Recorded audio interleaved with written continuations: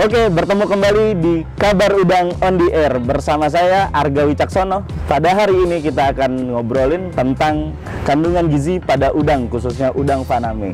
Oke, hari ini kita ketemu narasumber kita, Mas Aji. Halo Mas Aji. Halo Mas. Oke, beliau adalah salah satu dosen gizi di Universitas Alma-Ata. Alma-Ata. Oke, Mas Aji, boleh perkenalkan dirinya dulu Mas Aji? Baik, nama saya Arif Saptaji. Saya sehari-hari sebagai dosen di Prodi Gizi Universitas Alma-Ata Yogyakarta, dan kurang lebih masih belum 1 tahun berada di Jogja dan di Alma-Ata. Di Alma-Ata. Oh, berarti di Jogja baru 1 tahunan. Ya, kurang lebih 6 bulanan. Oke, berarti Mas ini muda nih dosen nih gitu ya. Oke, keren banget. Tapi udah lama Mas berkecimpung di dunia gizi gitu? Berkecimpung di dunia gizi kurang lebih hampir 10 tahun. Jadi 10 tahun. sejak kemarin tahun 2010 saya masuk S1 di Universitas Brawijaya, Fakultas di Kedokteran, Brawijaya, oke. jurusannya gizi, dan lulus S1 2014, lanjut langsung S2 sampai S3 di Biomedik, ya, Fakultas Kedokteran Universitas Andalas di Padang. Andalas Padang. Dan baru aja selesai lulus 2019 kemarin, Mas. Oke, dan langsung jadi dosen. Pindah ke Jogja sekarang ini. Tapi berarti dari Fakultas Kedokteran ya?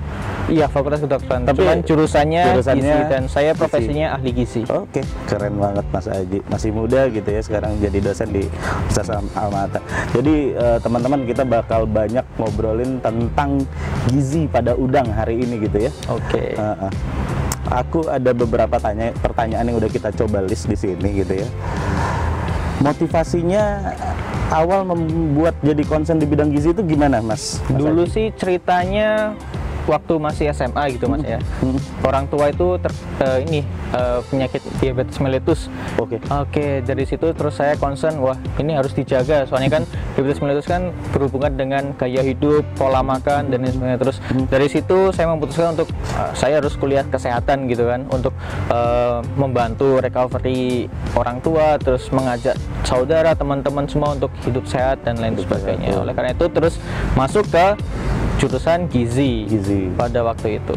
Mulia sekali Mas Aji ini gitu ya. Dan keterusan akhirnya, Mas. Jadi selesai S1 dapat beasiswa juga dari pemerintah, langsung lanjut dari S2 langsung ke S3. Jadi kita nggak putus, selesai S1 2015 masuk S2, 2016 masuk S3, baru selesai 2019 kemarin. Oke, keren banget. Jadi Iya, motivasinya membantu orang tua, dan saya juga agak terpukul tadi karena ngelihat body saya agak kurang baik ini ya.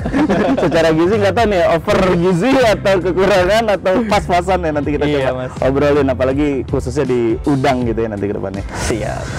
Oke, Mas Aji ini kalau bapak-bapak mau follow gitu ya di Instagramnya ada dietitian.id @asyourdietitian.id, nanti ada di pojok situ, jadi boleh follow Instagramnya.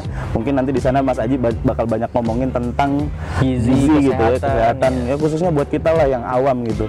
Jadi kalau ngomongin gizi ini Mas Aji, balik lagi kita ke cerita gizi.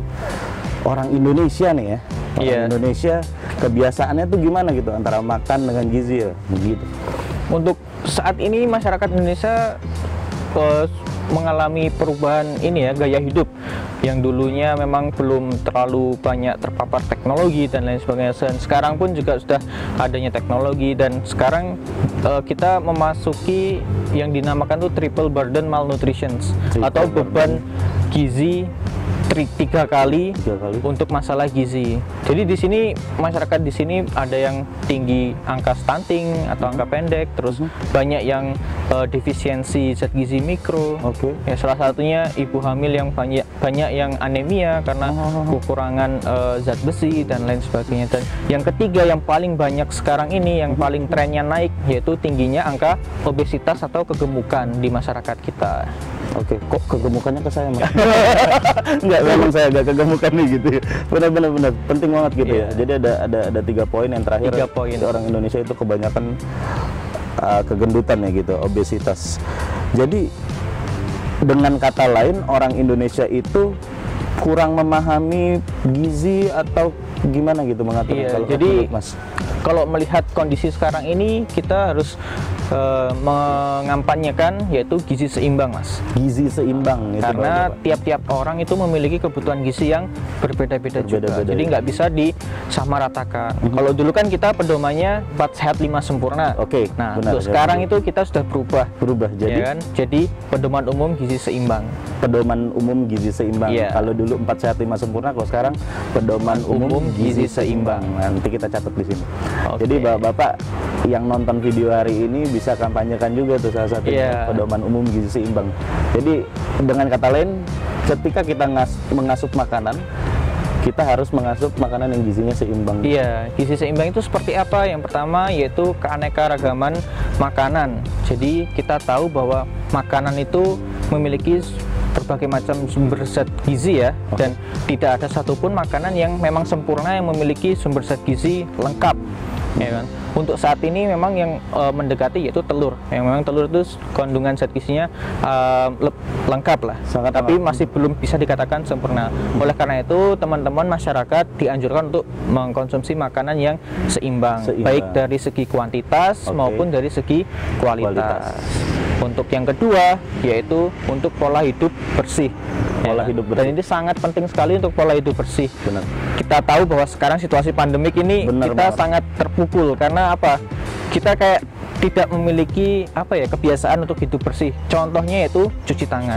Bahwa cuci tangan itu sangat penting, dan ini memang jadi poin kedua untuk pedoman umum gizi seimbang, yaitu kita harus menjalani pola hidup bersih. Harus bersih. Ya. Kemudian yang ketiga, kita harus beraktivitas dan olahraga. Nah, oleh karena itu, karena kita dengan tingginya teknologi, dengan kemajuan di bidang teknologi dan lain sebagainya, kita dimudahkan oleh teknologi gitu kan, sehingga yang dulunya kita mungkin dengan aplikasi yang banyak kita harus pergi ke suatu tempat, harus jalan kaki atau naik kendaraan dan lain sebagainya, tapi kita tinggal buka smartphone kita tinggal order, nggak usah terlalu capek buat berangkat kemana-mana, semuanya harus datang sendiri ke kita gitu kan. Nah, itu bisa meningkatkan namanya itu sedentary lifestyle. Ya, atau gaya hidup yang kurang aktif. Ya, oleh karena itu yang harus kita fokuskan di sini, sehingga masyarakat di sini harus lebih ditingkatkan aktivitasnya dan harus secara reguler untuk berolahraga. Ya, jadi paling enggak olahraga enggak harus setiap hari juga. Jadi minimal 2-3 kali dengan durasi 30 menit setiap melakukan olahraga, itu yang dianjurkan oleh pemerintah dan digalangkan oleh pemerintah saat ini. Dan yang terakhir yaitu kita harus memantau berat badan dan menjaga berat badan kita. Jadi kita harus memantau berat badan kita nih, untuk kita tahu apakah kita status gizinya itu kurang, normal, atau berlebih. Ya, kalau kita normal, kita harus mempertahankan kan berat badan kita. Kalau kita sudah tahu kita memiliki berat badan yang berlebih, nah itu harus kita turunkan agar mencapai angka normal. Begitu sebaliknya juga ketika kita memiliki status gizi yang kurang. Nah, bagaimana caranya kita harus meningkatkan agar kita mencapai status gizi yang ideal atau normal. Jadi beli timbangan ya itu harus jadi keharusan untuk saat ini gitu kan. Apalagi situasi sekarang ya, masih banyak teman-teman yang WFA ya, from home gitu, nggak banyak aktivitas yang tadi jalan kaki atau itu, jadi penting banget gitu ya.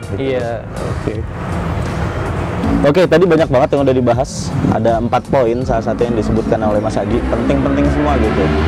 Salah satunya adalah keanekaragaman makanan, kemudian ada pola hidup yang bersih gitu ya, seperti cuci tangan dan lain-lain. Kemudian ada lagi aktivitas olahraga ya Mas Haji, ya benar ya. Kemudian yang terakhir memantau berat badan. Nah, ini 4 poin yang penting banget gitu ya buat kita lakukan, apalagi dalam situasi Covid seperti ini. Balik yang ke poin pertama Mas Haji, itu ada keanekaragaman makanan nih. Seperti saya nih, saya jujur aja, dalam situasi seperti sekarang ini, apapun yang ada di kulkas tuh ya udah saya masak aja ya. Kebanyakan ya yang saya makan ya ayam lagi gitu kan.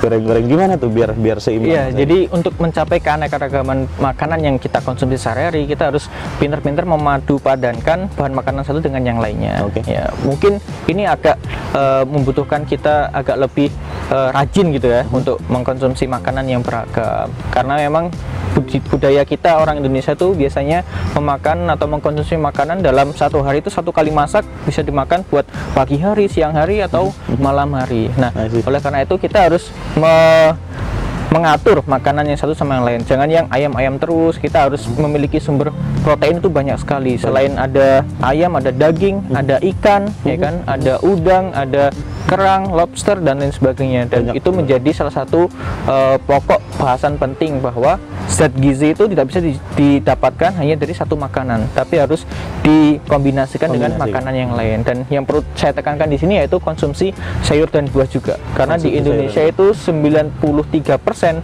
kekurangan atau statusnya itu kurang konsumsi sayur dan buah. 93%. Iya. Hanya 8% dia mengkonsumsi sayur dan buah yang secara rutin 5 porsi satu hari. Seperti itu sih. Iya. Dan saya juga langsung bertanya ke diri saya sendiri gitu. Iya kan? Saya agak kurang gitu kan. Iya, makan sayur dan buah gitu. Oke. Kita ngomongin masalah yang tadi yang ganti gitu ya. Makannya bisa beraneka ragam, jangan cuma makan ayam aja gitu. Nah, ini kita akan bahas kandungan gizi pada udang. Nah, ini salah satu alternatif ketika juga. Ya, kalau dibilang bosan makan ayam atau daging. Nah, ini gimana Mas Aji? Ya, kita ngomong soal udang ini juga nggak kalah pentingnya juga, dan kandungan gizinya nggak kalah juga dengan protein hewani yang lainnya. Ya kan? Kita tahu bahwa di sumber protein itu kan ada yang hewani sama nabati. Kemudian udang ini masuk ke yang hewani, dan di hewani pun juga ada daging merah sama daging putih juga. Untuk daging merah itu seperti daging yang didapatkan dari daging sapi, kerbau, gitu kan. Terus kambing. Kalau daging putih itu bisa didapatkan dari unggas seperti ayam, bebek, terus habis itu ikan, udang, dan sejenisnya atau seafood yang bisa dikatakan seperti itu. Berarti kalau udang termasuk dari daging putih. Daging putih itu sendiri. Dan kedua daging ini pun kita nggak bisa ngomong jelekan yang ini atau bagusan yang ini. Kita harus mengkombinasikan kedua ini. Sehingga kalau ngomong soal udang ini proteinnya itu nggak kalah juga sama protein daging ayam, Mas. Ya kan? Dalam 100 gram udang ini dia memiliki 27 gram protein juga.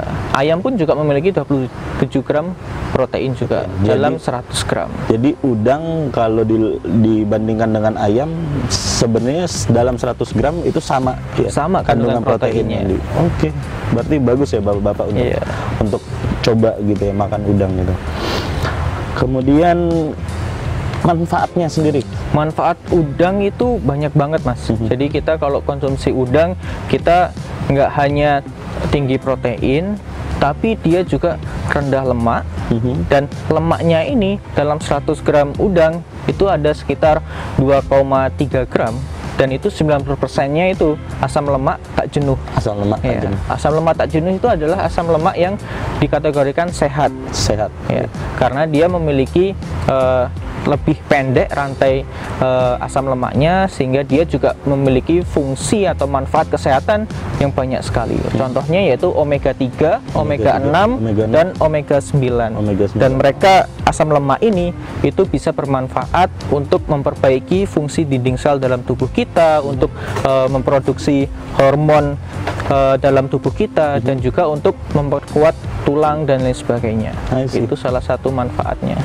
Dan yang paling sangat terkenal ini Mas, asam lemak ini bisa meningkatkan daya ingat, dan kita kenal kan EPA dan DHA.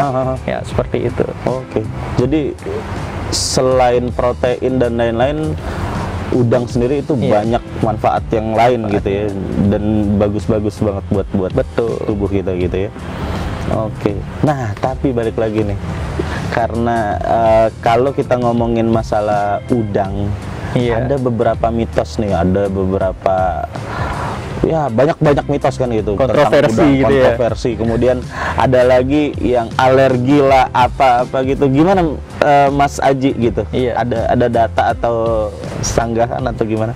Yang paling banyak dibicarakan orang-orang itu yaitu orang tuh banyak yang takut makan udang karena dia tuh tinggi kolesterol, Mas.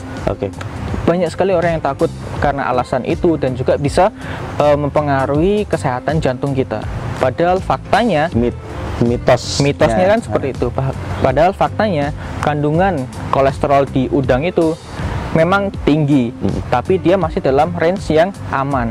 WHO sendiri merekomendasikan bahwa makanan yang kolesterol itu sekitar 200 sampai 300 mg per hari.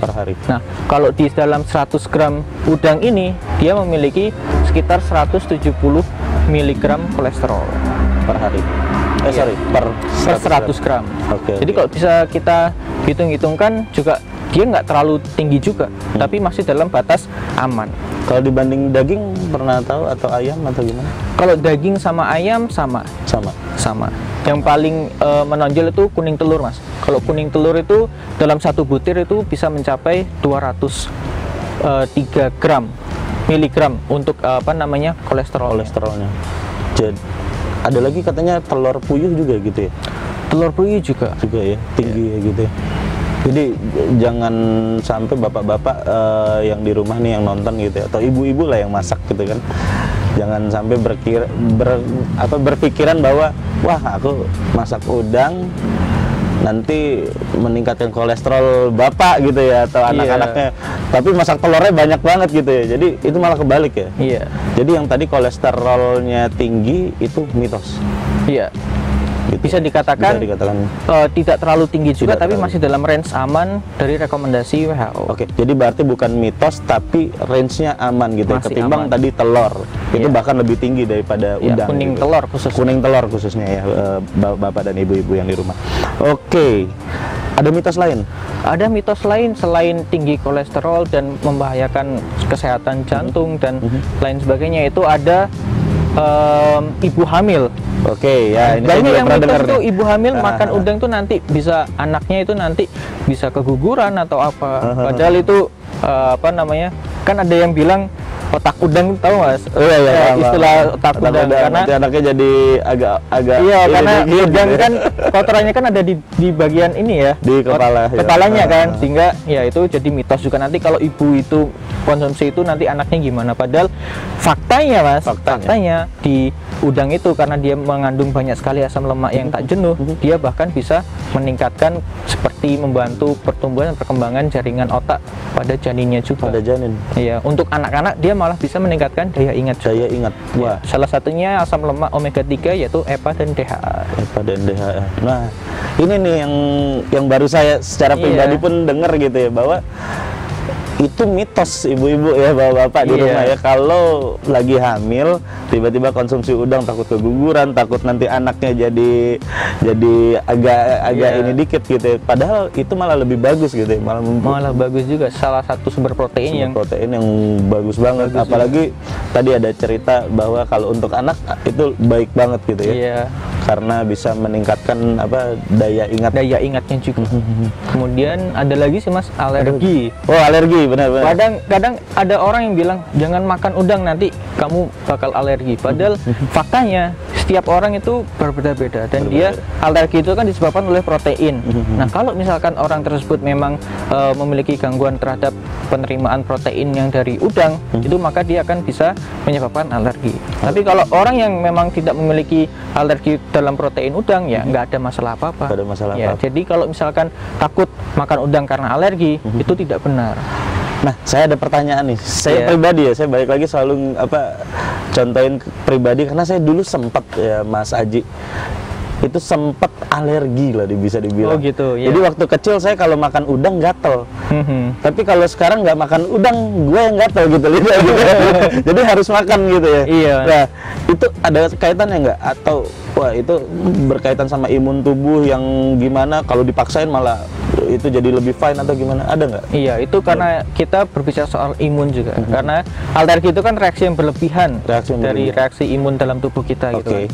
Ya, untuk masalah kayak Mas Arga tadi itu kan yang dulunya ada alergi, ternyata sekarang enggak sama sekali, benar. Itu mungkin bisa dibuktikan bahwa dulu itu mungkin belum termasuk alergi dalam di diagnosanya. Mungkin dia karena mungkin ada yang lainnya. Ternyata pun juga ketika dewasa malah nggak menimbulkan nggak menimbulkan alergi gatal atau ruam-ruam seperti itu. Sehingga kalau teman-teman ini takut kalau nanti makan udang alergi apa enggak, mending tes alergi sekalian. Oke. Biar kita tahu, nanti kita akan tahu di mana kita akan alergi. Itu kan ada protein dari udang, kayak kepiting, lobster, semuanya, telur itu dicobakan. Dicobain. Nah, nanti kita ada ketahuan, ya? ada itu Mas. Oke. Oh, itu juga informasi berarti buat kita semua ya. Banyak banget informasi yang diterima nih dari Mas Aji. Jadi sebenarnya tes alergi itu ada daripada takut gitu ya. Iya. Ada gitu. Saya secara pribadi juga itu kalau orang alergi itu ya, sayang banget gitu nggak bisa nikmatin makanan seenak udang gitu kan. Pasti kan seafood itu kan dihubungkan sama penyebab alergi. Padahal nggak semua ya kan. Bener. Tergantung dari diri kita sendiri. Bener. Jadi saya waktu dulu kecil itu nggak ngerasain nikmatnya makanan gitu perasaan saya gitu. Karena harus pilih-pilih gitu ya. Oke, Mas Aji, wah Iya. banyak banget nih informasi. Itu baru setengah nih kayaknya, ini informasi-informasi yang kadang ya kita dapat tuh dari mulut ke mulut gitu ya. Iya. Terus kita nyampein lagi ke orang, wah makan udang ini, ternyata itu banyak mitosnya gitu ya, ketimbang secara bisa dipertanggungjawabkan gitu kan secara data yang benar gitu ya, atau secara ilmu gitu. Oke, tapi tadi ada beberapa poin yang penting banget Mas Aji sempat singgung gitu, masalah kecerdasan nih, makan udang itu malah bikin anak-anak cerdas. Nah itu gimana Mas Aji? Itu boleh kita tekankan lagi nih buat ibu-ibu di rumah gitu. Oke, jadi karena kita kan sudah tahu bahwa Indonesia sekarang sudah menggalakkan untuk makan ikan kan. Ayo makan ikan, paling enggak minimal 2 kali dalam 1 minggu gitu kan. 2 kali Untuk kita lihat dari kandungan gizi pun, udang juga nggak kalah juga dengan ikan. Benar. Karena dia kan masih dalam satu jenis, ya kan, salah satu jenis ikan juga. Nah, untuk udang ini dia karena memiliki tinggi asam lemak tak jenuh, omega 3, omega 6 dan omega 9 itu bisa bermanfaat terhadap jaringan dan sel di dalam otak kita. Dan untuk anak-anak pun juga bisa meningkatkan daya ingat untuk anak-anak. Iya, dan karena sumber proteinnya juga tinggi, lemaknya pun juga banyaknya asam lemak yang tak jenuh, yang mana itu asam lemak yang sehat. Kalau asam lemak kan ada 2 Mas, asam lemak yang jenuh sama tak jenuh. Nah, yang jenuh ini yang harus kita hindari. Karena dia termasuk asam lemak yang tidak sehat, karena bisa meningkatkan kolesterol, bisa meningkatkan risiko penyakit jantung dan lain sebagainya. Kalau asam lemak tak jenuh ini malah sebaliknya, dia bisa meningkatkan kesehatan jantung juga. Ya kan? Jadi nggak cuma kecerdasan juga, tapi juga kesehatan jantung juga. Oke. Jadi penting banget itu Mas Aji disampaikan ke bapak-bapak dan ibu-ibu. Gitu ya. Oke, yang kedua nih, nah, tadi kita sempat ngobrol-ngobrol di belakang kan gitu ya, apa benar sih gitu makan udang tuh manfaatnya banyak dan lain-lain. Salah satunya nih, siapa tahu yang nonton ada mbak-mbak gitu ya, atau ibu-ibu yang pengen cantik, bener nggak itu kalau masalahnya makan udang itu jadi bagus gitu loh buat kesehatan kulit dan lain-lain nih gitu. Siapa tahu pemirsa kita ada mbak-mbak. Faktanya gitu. Udang itu bagus untuk kulit Mas, bagus untuk kulit, bagus untuk anti aging juga. Karena apa? Di dalam udang dia memiliki antioksidan. Iya. Antioksidannya itu antaksantin kalau nggak salah. Jadi dia salah satu jenis karotenoid itu yang keluar warna merah ketika kita memasak udang. Oh iya. Tadi udang itu hitam atau putih gitu ya, tiba-tiba dia jadi merah gitu. Dia merah. Itu antioksidan yang sangat bagus untuk bisa menangkal radikal bebas yang bisa menyebabkan penuaan dini, dan juga bagus juga untuk kesehatan kulit kita. Nah itu kata Mas Aji gitu ya, dosen ilmu gizi, itu makan udang itu bagus untuk kulit kita gitu ya. Betul sekali. Gitu. Antioksidan tadi ceritanya. Kemudian yang masalah kalori rendah atau tinggi atau gimana nih kalau udang? Kalau biasanya kan orang malah membuat udang itu kan buat dia kurus dan lain sebagainya. Karena dibilang udang itu rendah kalori. Nah, faktanya dia memiliki tinggi atau rendah kalori itu tergantung dari kita pengolahan makanannya Mas, gitu kan. Tergantung dari cara mengolah makannya. Tapi kalau dilihat dari kandungan gizinya, udang itu kalorinya dalam 100 gram itu sekitar 140-144 kalori. Dan itu pun juga nggak bisa dikatakan dia memiliki rendah kalori atau tinggi kalori. Jadi kalorinya ya sedang, nggak rendah juga, nggak tinggi juga. Jadi perlu diperhatikan lagi untuk ketika kita mengkonsumsi udang, kita harus memperhatikan proses pengolahannya. Iya, kalau kita proses pengolahannya digoreng terus dikasih berbagai macam topping gitu kan Mas, itu bisa meningkatkan kalorinya juga. Oke. Kayak gitu. Jadi selain tadi cerita makan udang juga kalau berlebih ya Betul. Jadi gitu ya. makanya kita kan beralih ke yang pertama itu kan Mas. Pedoman umum gizi seimbang. Gizi seimbang ya, Jadi nggak tadi. boleh kita makan terlalu berlebihan dan juga nggak boleh terlalu kita membatasi makanan kita terlalu sedikit. Oke, tadi masalah apa yang rendah kalori, terus penting lagi nih cara mengolahnya. Nah, Cara ini mengolahnya betul. zaman Covid gini Mas Aji, semua orang jadi chef gitu ya. Saya pun gitu kan jadi chef gitu. Wah, lihat eksperimen lah, ada udang Eksperimen, gitu, ya kan? masak. Tapi hati-hati banget gitu. Ada Iya. beberapa cara mengolah yang benar dan yang kurang baik gitu ya. Nah, mungkin gimana kalau yang baik buat udang gimana? Untuk yang baik buat udang untuk memaksimalkan manfaatnya ya, dan meminimalkan kerugiannya, yaitu kita harus mengolah udang itu kalau bisa dihindari dengan digoreng. Dihindari dengan digoreng. Jadi kita lebih menganjurkan bahwa udang dikonsumsi dengan cara dipanggang, dibakar, atau dikukus, atau direbus. Untuk bagaimana pengolahan jenis menu-menunya ada banyak sekali Mas, gitu kan. Kita bisa masak udang ditambahkan di sayur, ya kan? Jadi capcay. Ya, Jadi atau capcay. yang biasanya saya konsumsi Mas, saya itu suka sayur tahu. Ya kan, sayur tahu. Jadi nanti di dalam sayur tahunya itu ada telur puyuhnya juga, kemudian ada udang juga, itu kan juga direbus juga. Oke. Oke, salah satunya yang perlu diperhatikan yaitu ketika kita masak udang, kemudian banyak topping yang dimasukkan. Contohnya udang saus telur asin, tahu kan? Nah, ada udang, kemudian ada tambah telur asinnya juga, yang dipakai juga kuningnya. Gitu. Kita tahu bahwa satu butir kuning telur itu 200 miligram gitu kan kolesterolnya. Kalau misalnya dia pakai 2 butir, ya 2 kali lipatnya. Jadi lebih banyak. Ya, kemudian ditambahkan dengan udang juga, tambah lebih banyak. Belum lagi kalau udangnya digoreng tepung dulu kan. Sebelum dikasih saus tadi. Ya, itu jadinya tinggi lemak, tinggi kalori juga itu Mas. Gitu ya. Iya. Berarti penting banget ibu-ibu atau mbak-mbak nih atau bapak-bapak tadi yang seperti saya tiba-tiba beralih jadi chef gitu ya. Jadi kalau mau masak udang pun ya wise gitu ya. Harus Iya, bijaksana banget. harus bijaksana Jangan sekali. jangan berlebihan gitu, campur ini campur itu gitu. Jadi biar mendapatkan manfaat yang tepat ketika konsumsi udang, cara masaknya ya cukup direbus biasa atau bikin jadi sayur Betul tahu tadi atau capcay dan lain-lain Ya, gitu ya. buat Pak. tambahan juga. Terus yang paling penting yang di garis bawah itu dari kolesterolnya sih Mas, karena banyak banget orang yang masih fobia atau takut kalau makan udang itu tinggi kolesterol. Padahal kalau kita jelaskan lebih rinci, kolesterolnya itu kan sekitar 100 gram itu 170 mg gitu kan. Nah, kalau kita lihat dengan manfaatnya, misalkan asam lemak tak jenuh itu, maka dia itu memiliki omega 3 itu sekitar 100 mg, kemudian omega 6 itu juga sekitar 100 mg, dan omega 9 itu sekitar 170. Nah, kalau dibandingkan kolesterol juga termasuk ya salah satu yang paling tinggi, tapi masih dalam rekomendasi aman. Tapi kalau dibandingkan dengan manfaatnya, lebih banyak manfaatnya Lebih juga banyak Mas. manfaatnya. Itu poin penting banget itu. Poin penting Jadi banget Mas. memang kolesterolnya ada gitu ya, tapi itu sesuai sama rekomendasi gitu ya. Tapi jangan lupa manfaatnya ini yang bagian Betul bawah yang sekali. kita lupa gitu ya. Jadi kita kebanyakan taunya cuma ya kolesterol Iya, gitu. itu Padahal dia. manfaat di bawah ini itu banyak banget gitu buat kita konsumsi yang tadi udah kita sebutin banyak lah gitu.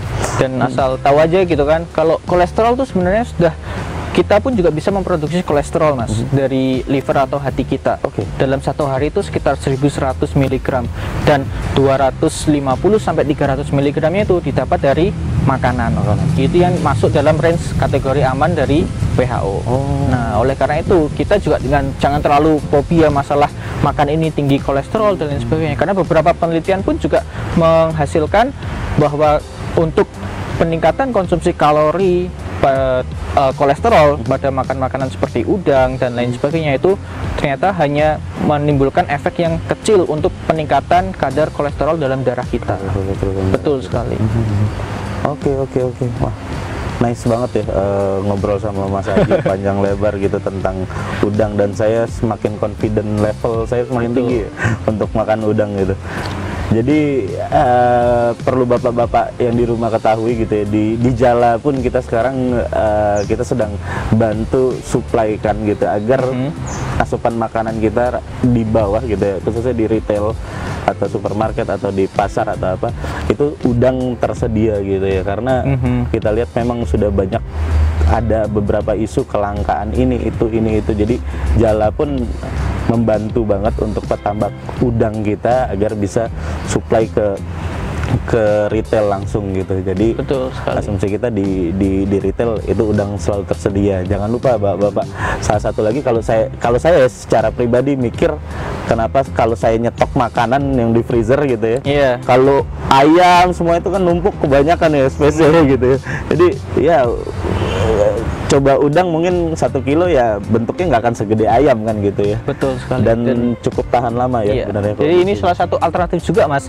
Jadi kan pada saat situasi pandemik ini kan kita COVID-19, terus ada kemungkinan juga kedepannya itu ada kelangkaan bahan makanan dan lain sebagainya. Dan udang ini salah satu alternatif juga sebagai salah satu sumber protein juga yang bisa kita simpan. Sehingga kita nggak takut untuk kekurangan bahan makanan protein yang lainnya. Boleh ayam, boleh udang. Jadi kita harus mengkombinasikan. Harus dikombinasi. Betul. Balik lagi ke poin yang pertama tadi ya. Jadi harus dikombinasikan dengan salah satunya makan udang ya. Betul. Kita ada hashtag gitu ya, warga Indonesia ayo makan udang. Makan udang. Oke, wah keren banget nih Mas Aji gitu ya. Banyak banget informasi yang kita sudah ketahuin, sudah kita dapatkan gitu ya. Mungkin sekian gitu ya obrolan. Nanti kita ngobrol-ngobrol lagi di belakang, atau kalau memang ada yang request mau dibahas lebih deep lagi datanya gitu ya, nanti kita bakal undang lagi Mas Aji ya. Tapi balik lagi tergantung requestnya bapak gitu ya. Tapi dengan itu saya menginformasikan gitu ya untuk bapak-bapak, khususnya dari kalangan pebisnis atau support lininya udang, untuk share video ini, sebarkan video ini. Video ini adalah kebaikan, informasi tentang segala sesuatu yang bermanfaat dari udang. Bantu share video ini ke link sosial media masing-masing bapak-bapak gitu. Itu akan membantu petambak udang kita banget gitu ya. Oke, untuk itu cukup sampai di sini Mas Haji. Makasih banyak. Terima kasih juga Mas Arga udah diundang. Iya, makasih banyak ya udah datang ke Jala gitu. Mungkin yang terakhir tuh saya mau minta bantu tagline ya, kayak yel-yel gitu ya. Nanti saya bilang warga Indonesia tersebut ayo makan udang gitu ya. Oke. Warga Indonesia ayo makan udang. Wabillahi taufiq wal hidayah. Wassalamualaikum warahmatullahi wabarakatuh. Oke.